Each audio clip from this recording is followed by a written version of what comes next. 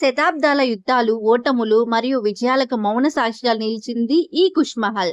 ఒకప్పుడు కాకతీయుల రాజధానిగా ఉన్న ఓరుగల్లులో ఢిల్లీ సుల్తాన్లు తమ జయానికి గుర్తుగా కట్టిన మహల్ ఇది. కాకతీయుల కోట మధ్యలో ముస్లిం శైలి భవనం ఎందుకు ఉందో ఈ వీడియోలో పూర్తిగా తెలుసుకుందాం. 1310లో అల్లావుద్దీన్ ఖిల్జీ సేనాని మాలిక్ కాఫూర్ వరంగల్ పై దాడి చేసి ప్రతాపరుద్రుడి నుండి కోహినూర్ వజ్రాన్ని దోచుకెళ్లాడు. వరంగల్ ఓటమికి అది మొదటి మెట్టు. 1323లో ఉలుగ్ ఖాన్ మహ్మద్ బిన్ తుగ్లక్ ఓరుగల్లును పూర్తిగా జయించి దానికి సుల్తాన్పూర్ అని పేరు పెట్టాడు. కొన్నాళ్ల పాటు వరంగల్ ఢిల్లీ సుల్తాన్ల ప్రత్యక్ష పాలనలో ఉంది. సుల్తానుల చేతికి చిక్కి బందీగా ఢిల్లీకి వెళ్తున్నప్పుడు అవమానాన్ని భరించలేక నర్మదా నదిలో దూకి ఆత్మ బలిదానం చేసుకున్న వీర చక్రవర్తి ప్రతాపరుద్రుడు. ప్రతాపరుద్రుడి వీర మరణం తర్వాత కాకతీయ సామ్రాజ్యం అంతరించిపోయింది. తర్వాత ఢిల్లీ సుల్తాన్లు వరంగల్ ని తమ అధీనం చేసుకున్నారు. ఢిల్లీ సుల్తాన్లు వారి పాలనలో ఉన్నప్పుడు కట్టిన ఈ కుష్ మహల్ గురించి వివరంగా తెలుసుకుందాం రండి. వరంగల్ కోట లోపల ఉండే ఈ మహల్ కాకతీయుల కట్టడాల మధ్యలో ఒక విభిన్నమైన ఇండో పర్షియన్ శైలిలో కనిపిస్తుంది.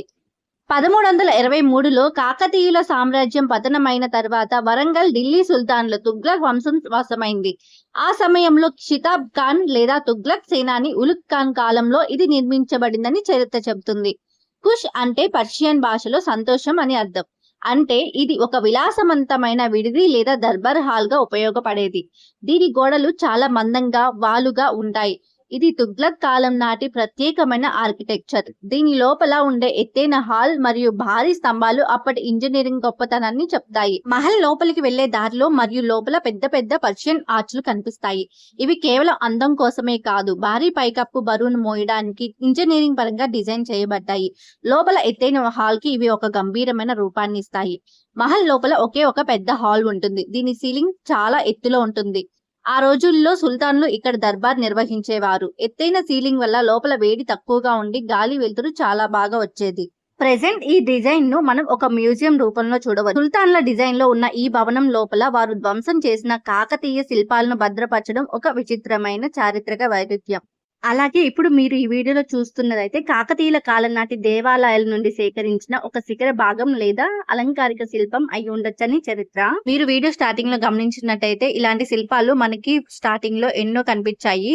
ఇవన్నీ ఢిల్లీ సుల్తాన్లు ధ్వంసం చేసిన కాకతీయ సామ్రాజ్య శిల్పాలు. ఇప్పుడు ఈ వీడియోలో మీరు చూస్తున్నదైతే అప్పుడు యుద్ధాలలో ఉపయోగించిన ఫిరంగి గుండ్లు. సుల్తాన్ల పాలనకు వ్యతిరేకంగా ముసునూరి ప్రోలయ నాయకుడు మరియు కాపయి నాయకుడు తిరుగుబాటు చేశారు. 1336 ప్రాంతాలలో కాపయి నాయకుడు ఢిల్లీ సుల్తానేట్ సైన్యాన్ని ఓడించి వరంగల్ ను తిరిగి స్వాధీనం చేసుకున్నారు. వరంగల్ తిరిగి హిందూ రాజుల వశమైన తర్వాత అది మళ్లీ తెలుగు సంస్కృతికి మరియు రాజకీయాలకు కేంద్రంగా మారింది. ఇక్కడ కనిపిస్తున్న ప్రతి రాయి వెనుక ఒక వీరగాథ ఉంది. ఢిల్లీ సుల్తాన్ల దండయాత్రల నుండి ముసునూరి నాయకుల పోరాటాల వరకు వరంగల్ కోట ఎన్నో మలుపులను చూసింది. వీడియో నచ్చితే లైక్ చేయండి, మీ ఫ్రెండ్స్ కి షేర్ చేయండి. ఇలాంటి ఎన్నో హిస్టారికల్ ప్లేసెస్ కోసం మన ఛానల్ ని తప్పకుండా సబ్స్క్రైబ్ చేసుకోండి.